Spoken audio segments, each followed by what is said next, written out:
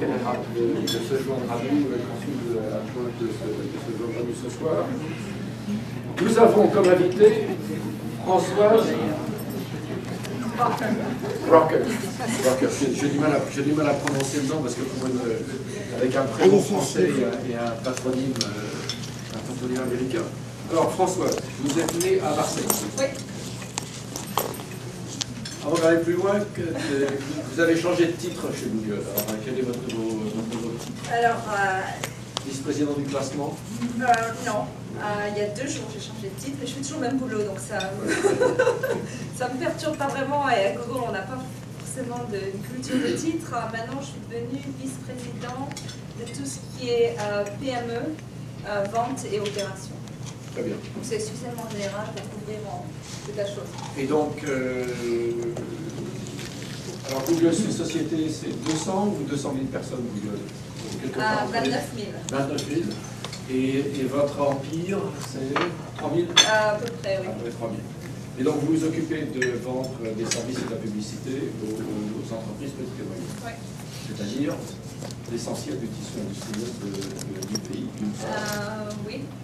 C'est un tissu industriel qui quand même fonde toutes les économies, donc c'est un privilège de servir ce genre de choses. Alors, on va parler un peu de votre trajectoire, parce que vous allez voir, vous n'allez pas vous aider. Je vous garantis, vous avez bien fait de venir, merci d'être debout patiemment, mais vous allez voir, vous avez bien fait de venir. Alors, vous êtes né à Marseille. Oui. Vos parents n'étaient pas polytechniciens, normaliens? Non.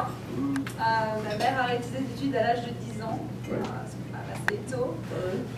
Qu'est-ce qu'elle faisait votre maman? À part vous élever. À part vous élever, ma mère était journaliste, freelance. Donc elle a travaillé pour un journal qui était le journal de M. Gaston Defferre. Les gens savent que c'est s'appelle Provençal. Mais elle n'avait pas d'études formelles, mais elle écrit extrêmement bien. Et mon père était instituteur au départ, et en fait quand nous on a grandi, il est retourné à la fac et a passé une licence de maths où on pouvait enseigner au collège. Donc c'est mes parents. Il y a des jeunes quand même. Super. Vous avez des frères et sœurs? J'ai un frère qui, ça peut vous intéresser quand vous allez voir, a le même boulot depuis qu'il est sorti de l'université. Ça fait 25 ans qu'il est dans la même boîte. Que 5 personnes. C'est mieux. Dans une boîte de 5 personnes, c'est rassurant. Dans une boîte de 5 personnes, il est avocat dans les assurances. Ne me demandez pas plus dans l'assurance maritime, parce qu'à Marseille, il y a quand même énormément de business avec le port. Très bien. Donc vous avez fait vos études à Marseille. À Marseille. Une prépa. Au lycée Jean Perrin à Marseille, c'est Jean Perrin. Et alors ce qui est très intéressant quand on voit le reste de votre parcours, c'est que quand vous êtes présenté, vous êtes dans une prépa, vous avez voulu rentrer aux arts des métiers de Aix-en-Provence. Parce que c'était à côté. Vous étiez casanière. Ça vous a passé apparemment. Oui. Vous êtes casanière et là vous êtes fait jeter. Je me suis fait jeter à l'oral. Vous êtes fait jeter à l'oral? À l'oral, à Paris. C'est crédible ça? Oui. Vous étiez timide? Ça se voit peut-être pas maintenant, mais je suis extrêmement introverted. Donc je suis allée à l'oral, je me rappelle toujours du problème de maths qu'on m'a donné à l'oral. C'est un problème sur les polaires. J'ai vraiment, je me suis vraiment ramassée. L'embuscade de Bernoulli. Complètement. Donc j'étais à Paris, j'avais pris le train, bon j'étais arrivée là, et vraiment la catastrophe, et bon j'ai quand même voulu recommencer, donc en fait j'ai fini à Lille, à l'Institut catholique d'arts et métiers. Vous avez fait de vraies études d'ingénieur. Donc j'ai fait des études d'ingénieur. C'était différent, mais c'était pas du tout l'objectif au départ. Et donc une fois que je suis partie, quel était l'objectif au départ l'objectif c'était de rester à Aix-en-Provence. J'aime énormément cette région. Je suis née dans les Calanques de Marseille. J'ai passé toute ma jeunesse là-dedans. j'avais aucune envie de partir de la région. C'est vous qui m'avez dit, il y a un proverbe de Provence qui dit « Là où s'arrête l'olivier, le sauvage commence ».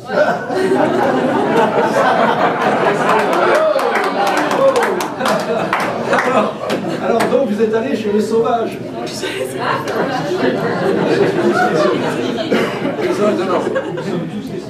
Non, mais il y a donc vous avez vu le film avant?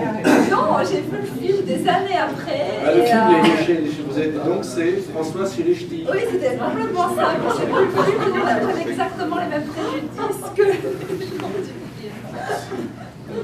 Et s'il y a des gens du Nord, vraiment, je m'excuse énormément parce que j'ai adoré le temps que j'ai passé à Lille.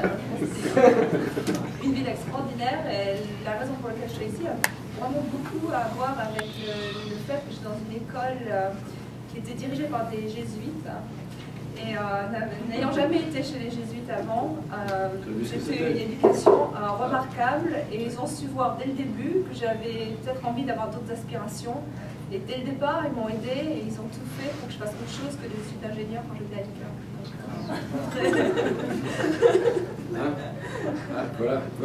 Voilà. Ce n'est pas de l'enseignement, c'est de l'éducation. Oui, c'est différent en fait. Ne confondons pas. Donc ça a duré combien de temps ce paradis? 3 ans. 3 ans. J'ai fait aussi en fait, donc grâce aux jésuites, ils m'ont mis dans un programme où j'ai fait une dernière année à la TU de Berlin. Donc j'ai passé, en fait c'était l'année... Vous êtes germanophone? Oui. C'était l'année, c'était en 88. J'étais à Berlin en 88 et 6 mois après j'ai fait la télé, le mur descendre. J'ai raté ça de 6 mois. Ça vous a plu Berlin? Énormément. Berlin, c'était un monde un petit peu comme ce que j'aime énormément, très divers, il y avait des gens partout. J'habitais en fait dans le quartier turc de Berlin à l'époque, et il y avait eu la réunion du FMI à Berlin, et pendant 4 jours, on a été complètement fermés. J'ai pas pu aller bosser 4 jours, parce qu'on avait gardé... Ils avaient peur des Turcs? Ils avaient peur des Turcs, et ils avaient peur des gens qui habitaient, c'était une culture extrêmement alternative. Vous avez bien mangé, vous? Oui, parce qu'en général, les Turcs ont de très bonnes épiceries. C'est très bien. Donc j'ai passé les 6 mois en fait à Berlin. Alors après ces 3 ans, vous êtes allé, par un concours de circonstances qu'il va falloir expliquer, au Japon. Oui. Donc encore une fois, ce que je disais, c'est que l'éducation jésuite, j'ai été très, vraiment, jusqu'à ce jour, je suis très reconnaissante. Il y avait des programmes à l'époque d'échange avec une école de commerce qui était à côté de l'EDEC. Et on faisait des missions export. Et il y avait donc un groupe où on combinait ingénieurs et commerciaux. Et on travaillait pour des petites entreprises et on essayait d'aller vendre des produits pour les entreprises françaises au Japon. J'avais trouvé, donc il fallait chercher les entreprises, etc. Et j'ai trouvé une entreprise dont le produit a vraiment bien marché. C'était un produit de fabrication de bijoux creux. C'est très technique dans la bijouterie. D'abord, la bijouterie revient quelquefois. On y reviendra à la bijouterie à Tahiti. Donc j'ai travaillé là pour eux et en fait ça a très bien marché. Je suis allée plusieurs fois au Japon donc, au cours de mes études et encore une fois l'école m'a laissé prendre du temps off, faire ces voyages. Et la dernière année, ils m'ont demandé si je pouvais organiser ça pour d'autres élèves de l'école, donc je suis allée là. Pourquoi est-ce qu'ils vous ont demandé? Parce qu'il y avait un prof qui le faisait, le prof est parti, et donc ils m'ont dit « Oh, ça va tomber à l'eau, est-ce que vous pouvez organiser ça ?» Qu'est-ce qu'ils ont vu en vous pour vous demander d'organiser ça? Parce que je l'avais fait avant, je pense. Juste ça? Non, et puis bon... Aucun talent particulier? Ça avait quand même bien marché, donc c'était par les résultats en fait, plus qu'un talent particulier. Et en fait, quand j'étais au Japon avec 20 étudiants, et j'ai eu 3 semaines pour pouvoir démarcher des entreprises. J'ai démarché plusieurs entreprises. À l'époque, au Japon, il y avait les Michelin, Air Liquide, L'Oréal. Et en fait, le meilleur fit était vraiment avec... Je suis allée avec Michelin, on pouvait aussi me prendre, mais Michelin avait des usines dans le nord du Japon. C'était quand même assez loin. Il fait froid. Donc en fait, j'ai eu un job offer avant de sortir de l'université. Et donc j'ai commencé en septembre, une fois que j'avais pris des vacances, dans un endroit qui est à 80 km de Tokyo, qui s'appelle Gotemba. Encore une fois, pendant mes études, j'ai quand même appris le japonais en parallèle de mes études d'ingénieur. Voilà, ça fait 20 ans, donc mon japonais, c'est pas terrible. Mais j'étais extrêmement motivée parce que je ne sais pas si vous vous rappelez, pour ceux qui ont mon âge, dans la fin des années 80, le Japon était extraordinaire. J'avais aucune envie d'aller aux États-Unis, mais vraiment aucune. Je lisais toute la littérature japonaise, j'ai lu Mishima de A to Z.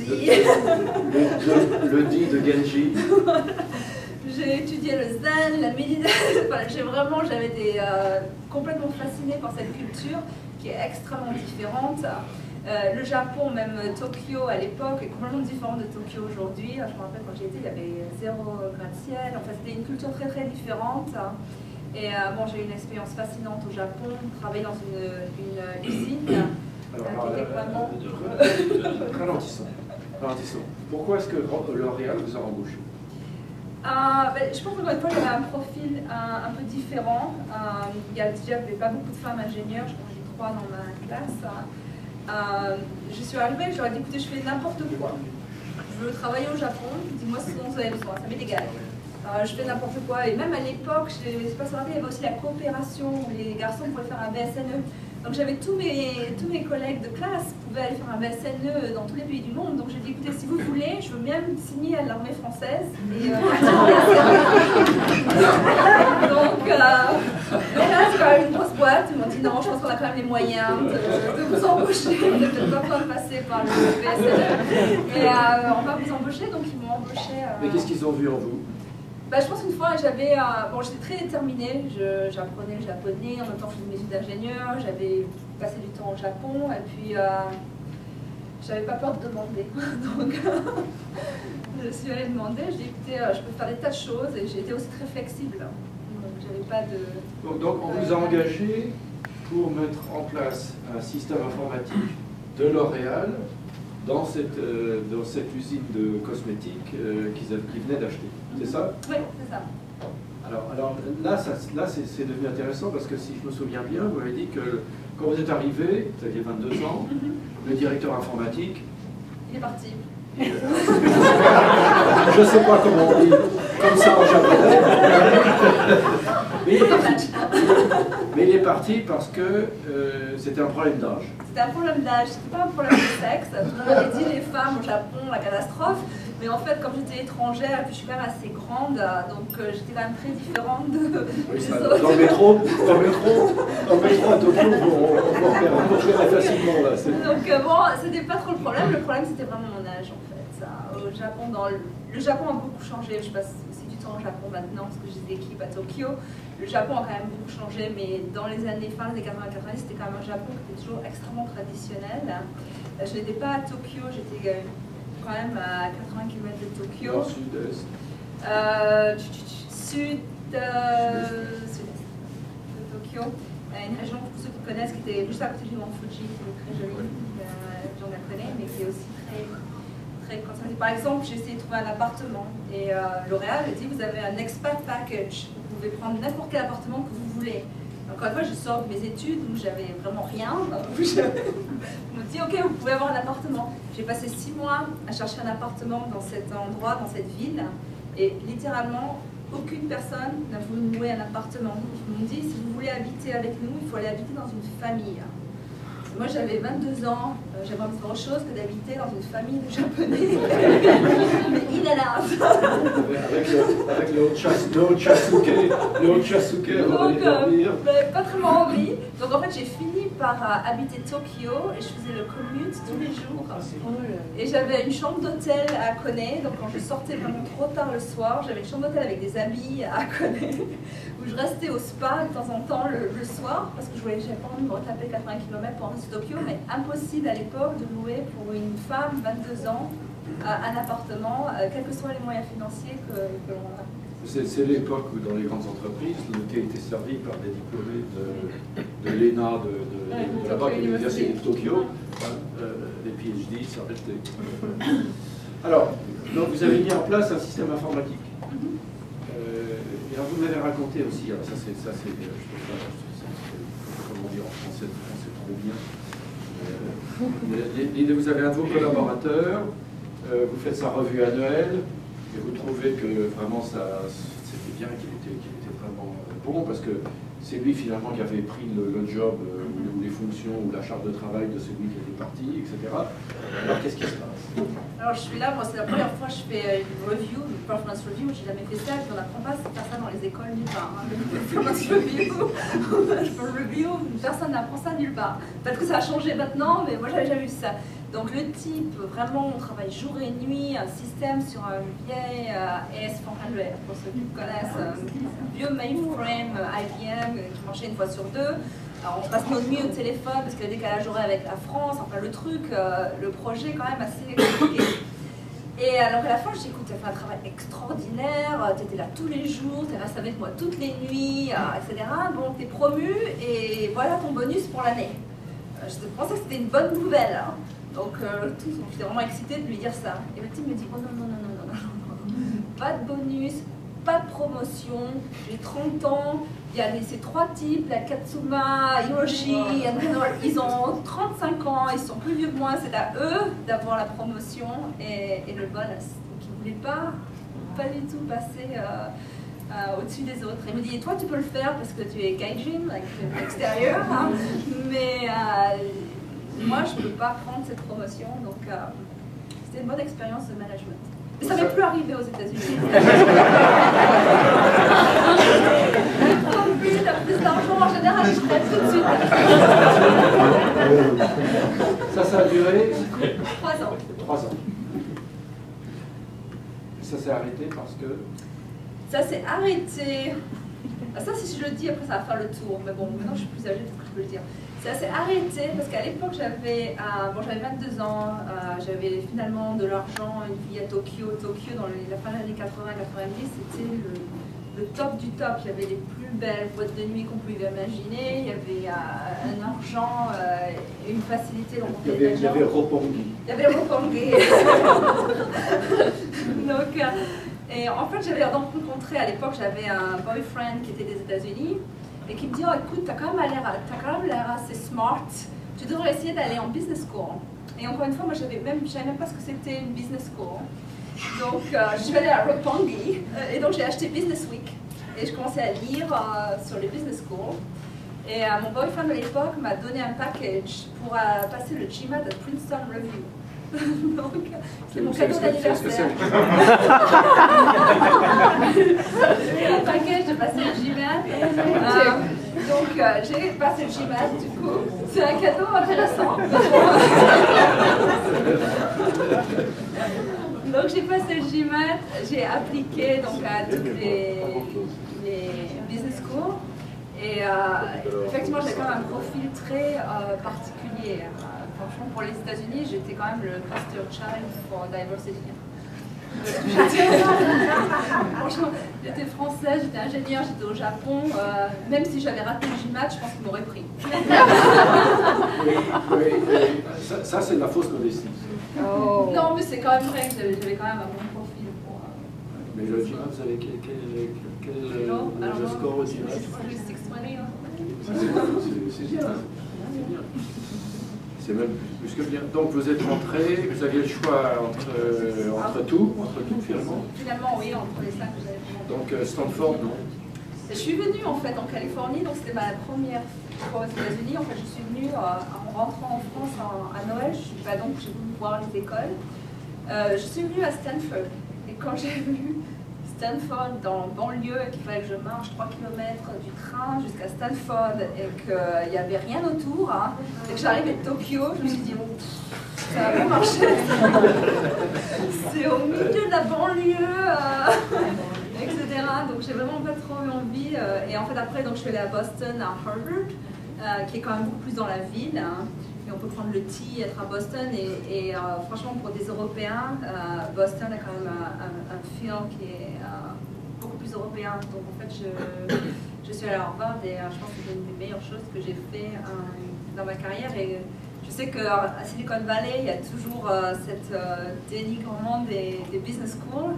Et moi, je suis assez contre-courant pour ça. Je dis toujours que ça a changé ma vie d'être venue d'aller étudier à Harvard. Je pense que c'était... Justement, parlons-en. j'ai entendu ça à la table du dîner à la maison aussi. Après avoir dit toute leur enfance, mes filles, 3 enfants, donc 2 filles, ont entendu dire du mal des business schools. Et puis, j'avais une qui était à Harvard, l'autre à Stanford.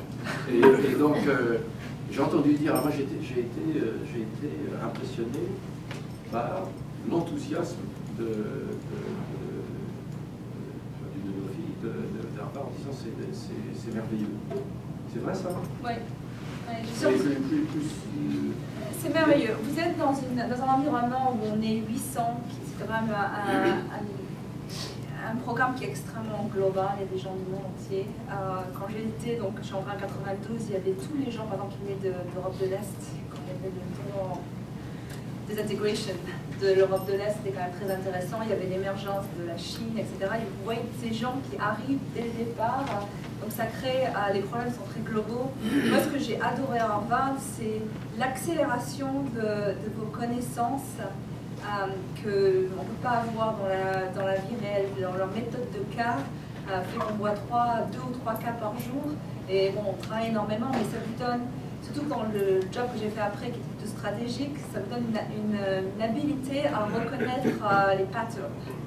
Et ça, c'est quelque chose que j'ai gardé toute ma vie, qui vient dans l'éducation à Harvard. Parce qu'on voit tellement de problèmes différents, on peut s'adapter à différents problem sets. Et ça, je pense que les MBA vraiment apportent ça, et apportent une différente ouverture sur des sujets. Je voudrais un cas, par exemple, il y avait le premier trimestre, on a eu un cas qui s'appelle Organizational Behavior. Donc, je ne sais pas si vous connaissez le topic que ça dit, mais enfin en France, moi, j'avais jamais entendu parler de comportement des organisations. Et donc, le cas est sur le type qui est rentré à Citibank et qui a complètement changé la culture et a turnaround Citibank sur leadership, management. Mais le premier cas, moi, ce que j'ai fait, j'ai passé mes 3 heures avant le cas à redessiner tous les workflows et les process de Citibank. Et je suis arrivée dans la classe. Et il parlait de leadership et de change management. Et on ça, je n'avais aucune idée. Moi, j'avais désigné le process pour recevoir les chèques. C'était ingénieur. Voilà, donc c'est pour ça que je dis, aller dans des écoles comme ça, c'est quand même, ça ouvre tout un côté de connaissances que moi, je n'avais pas du tout. Et donc, il a été très utile. Donc, vous avez passé 2 ans à HBS. Et en sortant, vous êtes allé à Booz Allen Hamilton. Je suis allée à Booz Allen Hamilton. Donc j'ai rencontré quand même mon mari quand j'étais à Harvard. Et il avait cette idée assez romantique qu'il voulait aller en Europe. Donc je pense que c'est au départ pourquoi j'étais aussi la cible parfaite. Et dire je vais faire un date avec la française, comme ça je suis sûre que je vais aller en Europe. Donc c'est comme ça que j'ai rencontré maintenant mon mari. Et, donc on est revenu et Booz Allen avait une politique à l'époque d'organisation par practice. Donc en fait on pouvait travailler où on voulait dans le monde et c'était un peu plus flexible. Donc bon, je suis rentrée à Paris. Mon mari est allé à Sciences Po pendant 3 mois et après Jean-Louis a fait un stage à la SNCF. Pendant moi j'étais chez Booz Allen. C'est là qu'il a eu cette confirmation de romantisme. Donc, bon, au bout de 6 mois, il m'a dit écoute, je t'aime bien, mais franchement, la SNCF, c'est pas terrible. Et il avait travaillé chez Microsoft avant. Il m'a dit écoute, franchement, je peux tourner chez Microsoft aux États-Unis, essaye d'arriver le plus vite possible. Et en fait, 6 mois après, il y a eu des partenaires à Paris qui ont été extrêmement supportive et m'ont aidé, m'ont fait interviewer avec les gens à San Francisco. Et ça s'est fait très très rapidement. Et encore une fois, Booz Allen a vraiment fait les choses de façon extrêmement correcte. Il m'a donné l'opportunité de venir ici et travailler ici. Donc je suis arrivée ici en début janvier 1997. Et qu'est-ce que vous avez fait chez Booz Allen? Booz Allen, c'est un peu le graduation de business school. Quand on est dans le conseil, c'est la même chose. On voit des tas de compagnies très différentes. Et en fait, on aide sur des programmes extrêmement stratégiques de compagnies. Par exemple, j'ai travaillé en 92, en 94 sur tout ce qui était travel agency. Et on commençait à voir les systèmes comme Sabre et autres arriver et on voyait vraiment que le business model avait complètement changé. Et faire comprendre, par exemple, à des agences de voyage comment leur monde allait être bouleversé était incroyable. Il y a un projet que j'ai fait en France d'ailleurs avec, je suis arrivée sur le terrain, avec aussi les producteurs de vin. Et vous savez, en France, c'est extrêmement fragmenté. Et pour leur expliquer que dans 10 ans, ben, la moitié d'eux seraient là, c'est aussi des problèmes très stratégiques de changement de dynamique d'industrie qui sont intéressants. Donc c'est ce que j'ai fait pendant 4 ans et demi à peu près. Le conseil c'est très très bien, c'est très formateur, mais la clé c'est d'en sortir. Je ne sais pas si on entend qui sort. Mais la clé du succès dans le conseil c'est quand même d'en sortir. Donc, est-ce que vous pouvez l'élaborer? Comment? Est-ce que vous pouvez élaborer? Parce que c'est, encore une fois, moi, est-ce qu'on peut être un conseiller toute sa vie? Donc, c'est intéressant parce qu'on conseille, en général, on est jeune, on travaille avec les CEO, donc on a une énorme exposure, on apprend énormément. Mais un jour, vous avez quand même envie de le faire vous-même, plutôt que de conseiller toujours. Je pense qu'un conseiller, je vais faire un commentaire qui est pas ici. Un conseiller qui a 20-30 ans, c'est pareil. Si vous êtes à 50 ans, vous avez toujours des conseils, il y a un problème. On va dire, écoutez, maintenant, faites-le. Donc, je pense qu'il y a quand même ce problème de conseil. Et alors, en sortant de Booz Allen Booz Allen, j'ai rejoint une start-up qui m'appelle dans mon résumé pour 4 semaines, qui était un désastre complet. Donc, il y en avait beaucoup à l'époque, des startups qui étaient des désastres complets, quand c'était pas la seule. C'était en 98. Et donc, au bout de 4 semaines, je n'allais pas non plus rester. Je m'étais mariée l'année d'avant avec mon mari, donc lui il était chez Microsoft. On a décidé de prendre 6 semaines et on est parti en vacances à Tahiti pendant 6 semaines. Comme depuis la fin de la business school, on avait fait vraiment que travailler. On est sortis à 2 complètement endettés. Donc, maintenant on est endettés parce qu'on a des enfants, mais à l'époque c'était notre éducation. Maintenant c'est celle de nos enfants. Donc on a travaillé dans 4 ans après le MBA, on a travaillé, donc en fait on est parti 6 semaines à Tahiti, qui était très bien, et puis quand je suis revenue, Harvard à l'époque publiait une feuille avec des offres d'emploi. Bon, et puis je reçois dans la boîte, je vois producteur de perles à Tahiti, cherche à expand business aux États-Unis.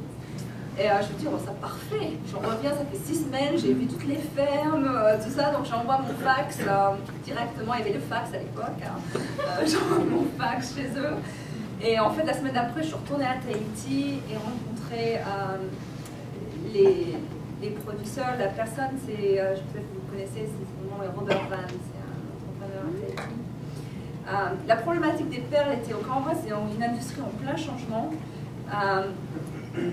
C'était une époque où toutes les perles sont achetées par les Japonais depuis 10 ans. Et les Japonais, en fait, sont les principaux traders de l'industrie de la perle. Les Japonais sont en crise économique depuis 10 ans, sont assis sur un stock d'inventaire épouvantable. Donc, viennent à Tahiti et les prix, vous avez une déflation incroyable des prix. Donc, ce consortium décide, donc on va essayer d'aller directement sur les marchés. Et donc, chercher quelqu'un pour ouvrir ses bureaux et vendre ça. Donc, j'ai fait ça pendant 2 ans et demi. J'ai vendu des perles. Quand je dis aux gens, oui, j'ai vendu des perles. Vous avez vendu des perles où ça et à qui? Donc, j'ai vendu des perles chez des gens qui avaient beaucoup d'argent. Et à l'époque, il y en avait parce qu'il y avait toute l'explosion des Internet, des pets.com et ça. Donc, tous mes amis étaient dans les Internet à ce temps-là. Je me dis, écoutez, faites beaucoup d'argent que je puisse vendre des perles chez vous. Un de très bons clients ici, c'était Gump, à San Francisco. Et en fait, je vendais principalement en grossiste. Donc, il y avait par exemple une très forte clientèle d'alimentaire à New York qui s'est lancée dans la perle. 47e, 47e, ouais. 47e rue, tous les juifs orthodoxes avec les paillettes et tout ça, c'est assez folklorique. Ouais, c'était ceux qui prenaient un ascenseur différent. Parce qu'ils ne pouvaient pas être dans le même ascenseur avec moi. Et ça marche encore comme ça. Pour les diamantaires, c'est un milieu très fermé. Donc 2 ans, 2 ans et demi, 2 ans. Et alors? Le business marché, donc ces producteurs ne m'ont pas donné de cash, mais ils m'ont donné l'inventaire. Donc c'était working capital. Et ça marchait quand même bien parce qu'on avait quand même, à la fin, j'avais peut-être 10-12 vendeurs. J'avais un bureau à Miami, à Hawaï, à New York et San Francisco. Donc j'avais ces vendeurs avec des coffres qui avaient tout le matériel, etc. Mais j'avais aussi commencé à faire le problème des perles, c'est un inventaire très coûteux. Donc par exemple j'avais commencé à mettre tous les colliers sur Internet et essayer de contacter les diamantaires ou les bijoutiers, essayer d'utiliser la même technologie. J'avais créé une marque qui s'appelait Ocean Gem à l'époque. Et donc je voulais en fait du capital pour investir et vraiment devenir le Mikimoto de la perle de Tahiti. C'était une ambition du projet. Et quand je suis retournée, dire écoutez, maintenant c'est gentil, on a prouvé que ça pouvait marcher, il nous faudrait des capitaux pour construire une marque, construire des réseaux de distribution. Je me suis rendu compte très rapidement qu'eux n'avaient aucun capitaux. La culture de la perle est un business extrêmement capital intensive. Les perles sont dans l'eau pour 3 ans et vous ne savez pas ce que vous allez récupérer. Et ils ne souhaitaient pas ouvrir le capital à des externes, parce qu'à l'époque, tout le monde donnait de l'argent à tout le monde. Donc je pense que j'en ai trouvé. C'était en 99, 2000. Donc on a décidé, on a vendu certaines parts de l'inventaire, de la marque, etc. à des gens à New York. Donc c'était la fin. Ça tombait bien quand même pour moi, parce que c'est le début où j'ai commencé à avoir une famille. Et, vous avez 3 enfants? J'ai 3 enfants. 3 garçons? 3 garçons. Je crois qu'il y a des gens qui connaissent mes enfants, ceux qui sont stupides. Donc c'était bien de prendre un break à mon premier enfant. Alors est-ce que vous avez des hobbies, le violon, vous écrivez des haïkus, vous cultivez des perles? Non, j'ai pas de goldfish, non. Vous faites du ski? Ouais, bon, j'aime bien le sport. Malheureusement, j'ai beaucoup moins de temps maintenant. J'aime beaucoup le ski, donc si vous êtes à Square Valley, je suis régulièrement tous les week-ends, parce que mes enfants sont dans l'équipe de ski de Square Valley. Votre mari skie aussi? Non, mari skie aussi. Et tous les deux, on aime beaucoup ce qu'on appelle ça les outdoors. Donc on fait beaucoup de hiking. Et ici, c'est une région qui est quand même comme la Provence. En fait, quand je disais au début, j'ai grandi dans les Calanques. Vraiment, j'étais là-bas tout le temps. Je n'étais pas beaucoup en classe. Oui, on a vu les dégâts. Mais bon, j'aime beaucoup tout ce qui est outdoors, hiking et des choses comme ça. Alors, comment est-ce que vous êtes arrivé chez Google? Comment je suis arrivée chez Google? Donc, après les perles, j'étais chez Schwab, où j'ai fait Internet Strategy, Fresh Firm à San Francisco. Et en 2001, je faisais des recherches, parce que c'est ce qu'on fait quand on fait de la stratégie, on fait énormément de recherches, et il y a un analyste qui travaille moi qui dit oh, regarde Google. Et donc je commence à taper dans Google et je vois tous les résultats qui arrivent, et je dis mais c'est extraordinaire ça, je commence à utiliser. Et j'ai envoyé une lettre à Eric Schmidt qui venait juste de rentrer, et Orin Cordastanes qui était l'ancienne de Google pour le business. Et je dis je sais pas ce que vous faites, mais je trouve que ce truc est complètement fascinant. J'aimerais bien travailler chez vous et le seul truc que je peux apporter, c'est que j'ai quand même une bonne expérience internationale. J'ai travaillé en Asie, en Europe, etc. Ça n'a pas marché, hein, je peux vous le dire. Ils ne m'ont jamais répondu. C'était en 2001. En 2003, mon mari, donc, qui avait été chez Microsoft pendant des années, qui aussi était dans la vallée, a été dans multiple startups, a été contacté par Google parce qu'il a un background qui est plus technique que le mien. Et donc, quand il est rentré en 2003, je lui ai dit écoute, ton job, c'est de me trouver un job chez Google. Donc, j'ai utilisé vainement mon mari pour rentrer chez Google. Et en fait, la fin de l'année 2004, quand j'étais à Charles Schwab, j'ai eu quand même mes 3 enfants en 4 ans, donc j'étais quand même assez occupée. Fin 2004, mon dernier avait 1 an, j'ai dit à mon mari, écoute, peut-être le temps, ils vont peut-être commencer à se mettre un peu plus dans le business, de leur demander, ils avaient juste fait le IPO. Et donc je suis rentrée au départ comme project manager dans un groupe de stratégie où on était 5. Et Google avait moins de 2000 personnes à l'époque. Pourquoi est-ce qu'ils vous ont embauché? À cause des perles. Voilà. Quand j'ai montré mon résumé, parce qu'à l'époque, même toujours, Larry regarde tous les résumés, etc. Et quand ils m'ont embauché, ils m'ont dit il n'y avait rien de consistant dans mon résumé. Donc j'ai dit c'est intéressant, moi je peux être intéressée par n'importe quoi, tout m'intéresse. Donc en fait, c'est à cause des perles honnêtement. je pense qu'ils aussi recherchaient des gens dans la partie business stratégique qui avaient un outlook un peu plus global qu'en général. Qui quand même comprendra un peu l'informatique quand même. Oui, non, au départ, j'avais quand même fait ça. Et donc, alors là, ça fait donc 7 ans. Oui. Quelles ont été les étapes? Donc, j'ai commencé, j'étais donc project manager. Alors, j'avais quitté quand même, je dis, les gens qui vont chez Google, il ne faut pas avoir peur. J'étais à Schwab, j'étais arrivée à être VP of Strategy. Donc, Schwab, quand même une bonne société. Et puis, donc, j'ai quitté ça et puis ils m'ont mis project manager. Et ils m'ont réduit mon salaire par 3. Ils m'ont dit, oh, you should be happy, you're at Google. Et c'était après IPO. Donc, enfin bon, depuis, je me suis quand même rattrapée, je ne suis pas à non, je ne consolais pas. Mais à l'époque, les gens me disaient, oh, qu'est-ce que tu vas faire à Google? Ils ont juste fait IPO, il n'y a plus d'upside, etc. Moi, je pense que c'est une société qui est tellement fantastique, qui a une culture d'innovation et de rapidité d'exécution que j'ai jamais vue nulle part. J'avais la chance de voir mon mari travailler sur le core Search Engine, donc je quand même savais ce qui se passait un peu à l'intérieur de Google. Donc je dis, écoute, moi je suis sûre que les gens qui font du business, à un moment donné, il y a des projets de monétisation qui vont être là, il va y avoir des problématiques très intéressantes. Donc je suis rentrée. Mon prédécesseur, là, celui qui manageait l'équipe, donc après 6 semaines est parti, et donc j'ai eu la chance de diriger ce groupe. Et, vous avez hérité de son job. Donc j'ai hérité de son job au bout de 6 semaines. Pourquoi? Parce que je pense que j'arrivais de l'extérieur, je pense qu'il n'y avait que 5, hein, c'est une chance sur 5. Donc, ils ont rien vu d'autre en vous? Non, je pense qu'ils ont vu d'autres choses, mais je pense que... C'est difficile, hein, les habitués savent que c'est difficile de faire dire à nos invités, ben voilà, j'étais bon ou bonne en telle et telle chose, et c'est pour ça qu'ils m'ont donné le job. Oui, non, je pense que ce qu'ils aimaient bien, c'est que je suis de nature extrêmement curieuse. Je pose énormément de questions tout le temps. Vous demandez à Sébastien, là, il travaille dans mes équipes, c'est l'horreur quand je fais des réunions avec les équipes, je te demande 40 questions dans 1 heure. Je suis généralement toujours très très intéressée. Donc c'est une culture qui marche bien avec la culture de Google.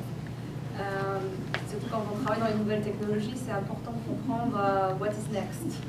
Parce que je pense que tous les gens qui travaillent à Malais, c'est donc vous avez hérité du job de l'ancien patron. Donc vous êtes retrouvé patronne de 5 personnes? 5 personnes, et comme Google a grandi énormément, quand je suis partie 4 ans et demi après, on était 40 et quelques, 50. Et vous êtes partie dans quel job? Alors je suis partie, donc pendant 4 ans et demi, ce que j'ai fait, ça a été pure strategy. C'est ce que dans un autre groupe on appelait corporate strategy pour 4 ans et demi. Les sujets ont été par exemple, où est-ce qu'on allait dans le monde ouvrir des centres de recherche. J'ai gardé la France. De très très. C'est pas le talent qui avait éliminé la France au départ. Ce sont les lois. Ce sont les lois et les régulations. Franchement. Mais bon, j'ai travaillé sur des tas de projets stratégiques, incluant des sujets que j'ai raconté à Jean-Louis sur l'Afrique. J'ai passé pas mal de temps, c'est le développement, c'est mon projet de 20%. Et en fait, j'ai quitté... 20%, hein, pour ceux qui sont 20%, c'est le temps qu'on peut faire ce qu'on a envie de faire. Ceci dit, c'est quand même un mythe, le 20%, parce que vous êtes tellement intéressé par ce que vous faites, ça devient 100%. Ou alors, vous ne le faites pas et c'est un 2%. Donc, je pense que c'est un peu le mythe de 20%, parce que ça m'a pris quand même pas mal de temps et j'ai fait pas mal de développement d'infrastructures Internet sur le continent sud-africain. Sub-Saharan African. Vous me disiez que vous avez fait passer au Kenya, je crois, passer de $600... 6 000 $. 6 000 $, pardon. À 60. À 60, le coût des transferts de données. Et ça, vous faites ça dans un pays comme le Kenya, ça a un impact sur les gens qui est remarquable. Et on a fait ça en investissant dans différents moyens d'accès, incluant le satellite de câble. Donc il y a, il y a eu 3 câbles en concurrence. Je crois qu'il y en a 2 qui sont en Inde, le 3e est dans l'Inde, et aussi en investissant dans Satellite Networks. Donc en réduisant complètement les coûts d'accès, et Google a aussi, à un moment donné, on payait les coûts d'accès pour certaines universités et autres, pour essayer de promouvoir ce trafic. Donc j'ai fait ça. Donc stratégie, je fais beaucoup de choses. Quand les gens me demandent quel était mon titre, je dis souvent c'est Chief Random Officer. Parce que Google, on peut faire des tas de choses. Donc l'Afrique c'était intéressant, mais bon, je travaille sur des problèmes aussi qui sont beaucoup plus courts de Google, qui ont été liés à l'acquisition, par exemple, de DoubleClick ou YouTube ou ce genre de projet.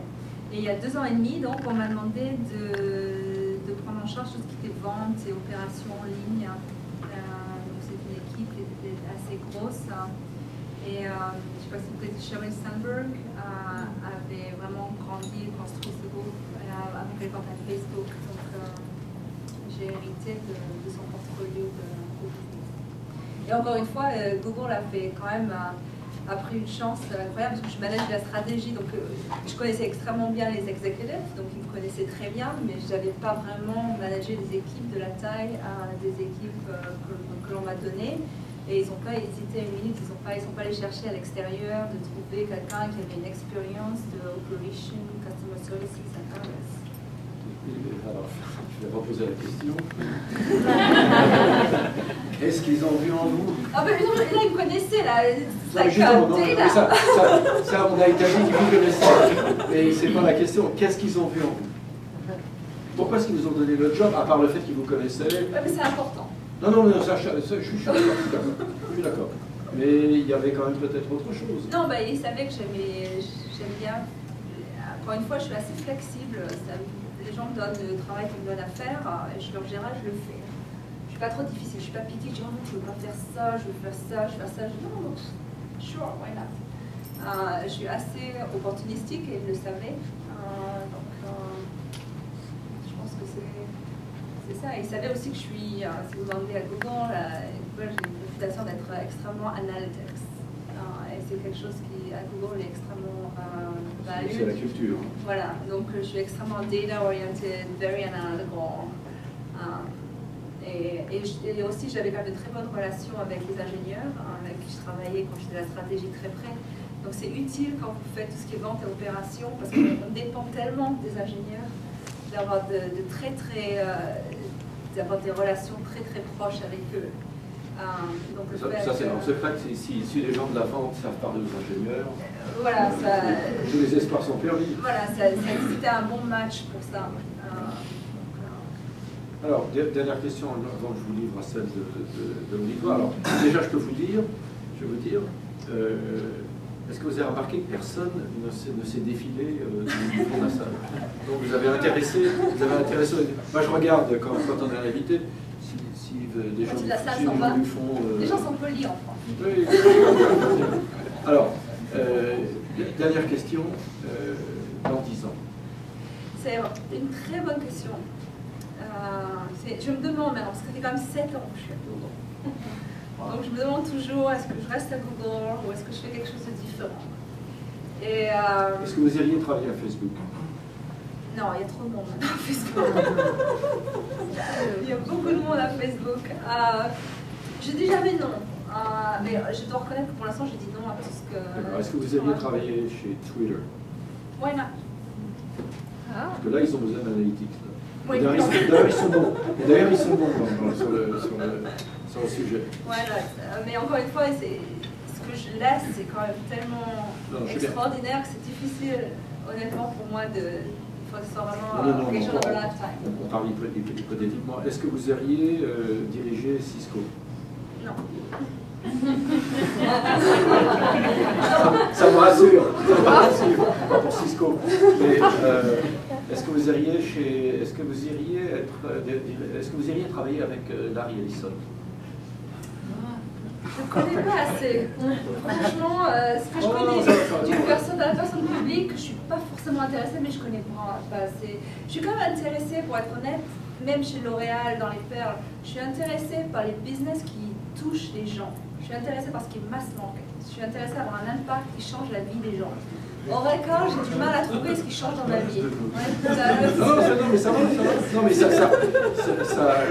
voilà. Donc j'aime peut-être plus chez L'Oréal que chez Oracle.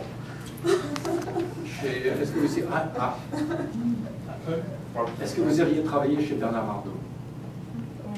Pour Bernard Arnault, pardon. I don't know, I have to meet the guy. Faut que je le rencontre, j'en sais rien. François-Henri Pinault. Peut-être, oui. C'est un bon. Oui. Ils Ça sont va, plus, je sens, il y a, quand on Oui. travaille, Il est encore plus sympathique que Bernard Arnault. voilà, il y a une question de fête.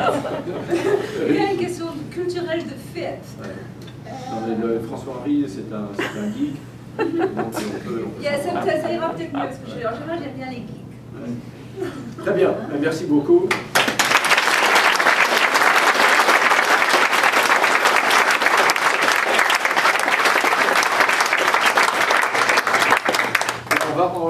Je sais qu'on pourrait passer 4 heures de questions. On ne va pas faire ça complètement, on va se limiter un petit peu. Oui. Tu veux travailler dans la stratégie, qu'est-ce que tu penses de l'acquisition de Motorola? Il y a 20 000 employés, 20 000 employés à peu près? Oui, elle a pas longtemps en Chine aussi. Je ne sais pas si vous l'avez dit. En Inde, en Chine. En Chine, énormément. Bah, comme Apple a des tonnes de sociétés en Chine. Tout ce qui est manufacturing maintenant est fait en Chine. La question de Motorola, ce que je peux dire et qui est public, c'est qu'il y a quand même toute une partie brevet et patents. Dans Silicon Valley, il y a toute une dynamique en ce moment autour des patents qui a commencé il y a déjà quand même 2-3 ans. Mais en fait, le summum, c'était les assets de Northern Canada qui ont été en auction. Et maintenant, c'est un consortium de gens tellement différents. Je ne sais pas ce qu'ils vont faire les patents. Comment ils vont s'organiser. C'est la bar scene de Star Wars, quand on voit les sociétés qui ont acheté le Northern Canada. Donc je pense qu'il y avait une partie patent qui était quand même importante.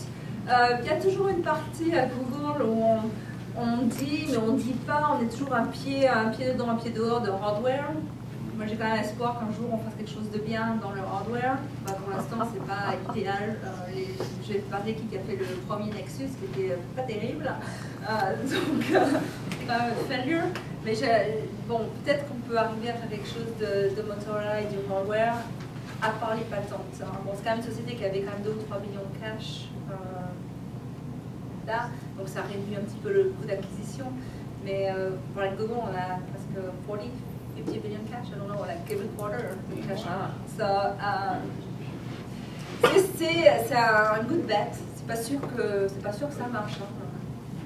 Mais bon, c'est un good bet. Google et le solaire.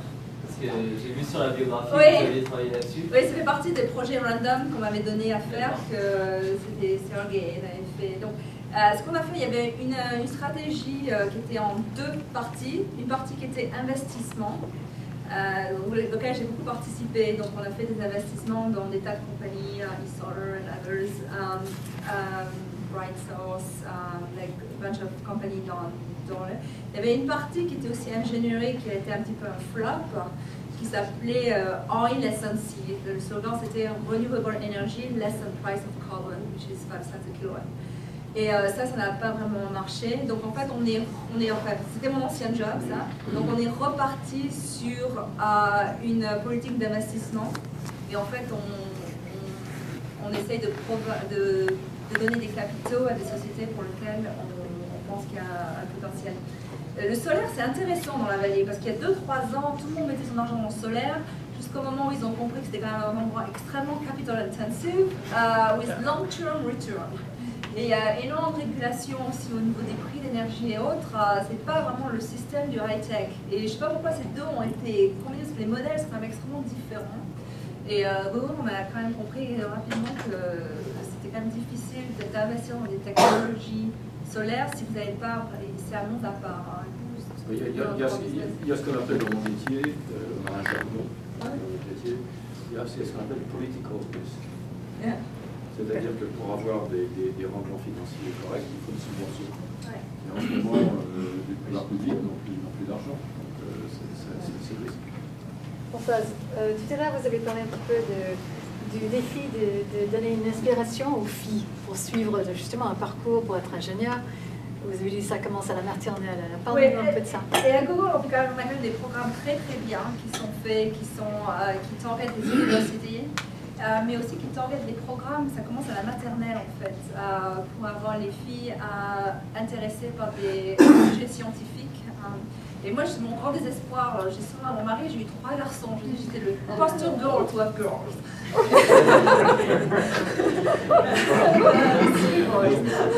Et là, je leur dis tout le temps, d'ailleurs, je dis, vous savez, vous avez vraiment pas de chance parce qu'il y a eu des siècles entiers où les hommes ont dominé. Juste à l'époque où vous naissez, les femmes vont prendre le dessus. Je dis vraiment, vous n'avez pas de chance.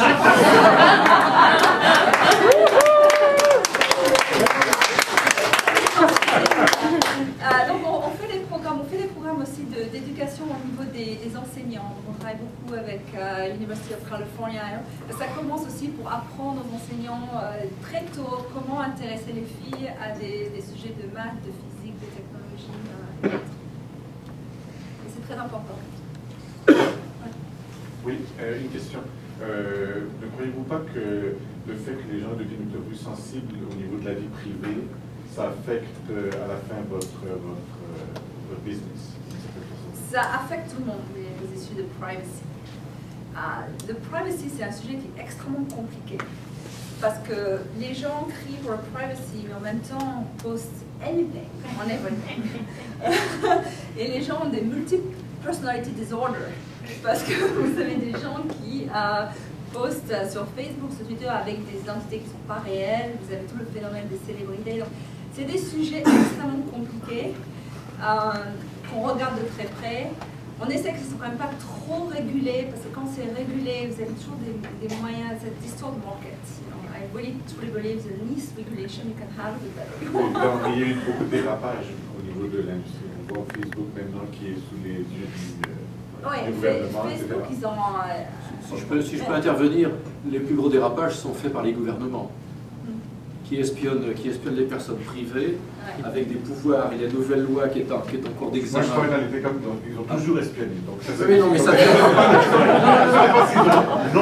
la question, c'est plus quand les gens, ce que je vois de plus en plus, c'est que ça devient un dossier extrêmement sensible et votre business, au fond, c'est le target advertisement. Ouais, mais moi, ce que je dis toujours dans le privacy, c'est une question de choix. Dès le moment que vous exposez les choix aux utilisateurs et vous leur faites choisir, c'est qu'ils décident de partager, de ne pas partager, I don't want regulation. C'est un choix individuel. C'est le choix de tout ce que vous faites dans vos activités. À condition que ce choix soit libre et transparent. Et éclairé. Et éclairé, parce que je ne sais pas si vous avez déjà lu, est-ce que vous savez ce que c'est qu'un EULA? Non. Oui, yes. End User Licensing Agreement. Yes. Qui a lu tous les EULAs de ces produits En fait, Personne ne les lit. J'ai travaillé avec des avocats de Sun qui me disaient qu'ils étaient incapables, et c'est pourtant leur travail, ils étaient incapables de comprendre quand on disait I accept, qu'est-ce que ça voulait dire. Non, mais Personne moi, ne je lit parle les EULAs. de privacy, c'est le contrôle, on essaye, par exemple, les réseaux sociaux, c'est underlying discussion. Il faut être très clair ce que vous voulez partager, ce que vous ne voulez pas partager, avec qui et comment. Et le challenge, c'est d'avoir ce niveau de transparence dans les produits de façon simple. Je ne parle pas de user agreement and I use the software. Je parle vraiment de qu'est-ce que vous décidez, quelle information vous décidez de partager avec qui. Et c'est le challenge de mettre ça de façon simplifiée, parce que c'est compliqué. Quel est le plus grand challenge de votre rôle en ce moment? Est-ce que c'est plutôt vente, plutôt marketing, plutôt engineering? C'est les trois, c'est quand même, les challenges sont très différents. En engineering, dans la vallée en ce moment, c'est ce qu'on discutait, c'est j'ai jamais vu une accélération telle en engineering, en ce moment, en développement. Et je pense que les tendances qui sont au niveau local, global, social, il y a énormément de place pour l'innovation. Donc engineering, le challenge, c'est d'aller toujours plus vite, parce qu'il y a des tas de très bons produits qui sortent, donc c'est différent. Le challenge des ventes, et moi que j'ai en particulier, c'est que vous avez cette différence entre technologies qui permettent de faire de plus en plus de choses qui sont très compliquées, et des utilisateurs, moi je travaille avec les small business, qui n'ont pas le temps et qui n'ont aucune patience pour la complexité. Donc le challenge de marier cette capacité technologique avec des utilisateurs qui ne sont pas vraiment sophistiqués, c'est vraiment ma problématique à moi dans ce que je fais en ce moment. Et je me bats tous les jours avec les ingénieurs pour créer des solutions simples. Et c'est pas facile d'intégrer tout ça. vous êtes un small business, je viens chez vous pour vendre quelque chose, should I be on Facebook, Twitter, AdWords, what is Google Plus, et les small business, c'est des gens qui sont extrêmement trendy, ils veulent pas être, ils veulent penser qu'ils sont au point des technologies, c'est intéressant comme segment client. Donc ça, c'est vraiment une problématique intéressante. Oui, je voulais dire que Françoise, elle est super sympa. Quelqu'un avait hijacked mon blog et j'ai appelé Françoise parce que j'ai essayé de contacter quelqu'un à Google et c'était impossible de trouver qui que ce soit. Et Françoise s'en est occupée en moins de 2 heures. Elles ont changé mon password, ils ont enlevé toutes ces pubs sur mon blog. Allez, il ne faut pas dire ça,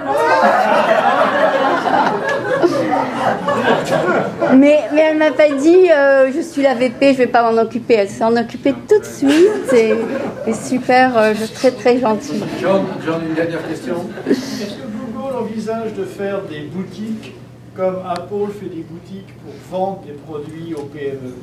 Moi, j'aimerais bien ça. J'aimerais savoir, ça revient tout le temps, il y a toujours quelqu'un tous les 6 mois qui a cette idée. J'aimerais bien essayer de tester un peu. Surtout dans des endroits où on a des bureaux, genre Silicon Valley ou New York. J'aimerais bien essayer de le faire. C'est peut-être une bonne idée. Surtout qu'on a tous ces produits, mais c'est de plus en plus compliqué. La part d'éducation est très importante. Moi, j'adore le Genius Bar. Je trouve que c'est un truc génial. Le Genius Bar, c'est fantastique. Donc, j'ai toujours. Beaucoup d'amis, j'essaie de leur vendre le Google Education. Ils sont absolument terrorisés, ils ne comprennent rien. Ils ne voient pas les différences. Et il n'y a pas d'endroit où ils peuvent jouer sur les problèmes réels d'entreprise. Oui, mais c'est toujours l'experiment qui go nowhere. On a beaucoup comme ça. Mais avoir l'idée, le concept du Genius Bar pour les SMB, moi j'aimerais beaucoup faire ça. Quand est-ce que vous achetez Zorro? Ok, merci beaucoup, une fois de plus.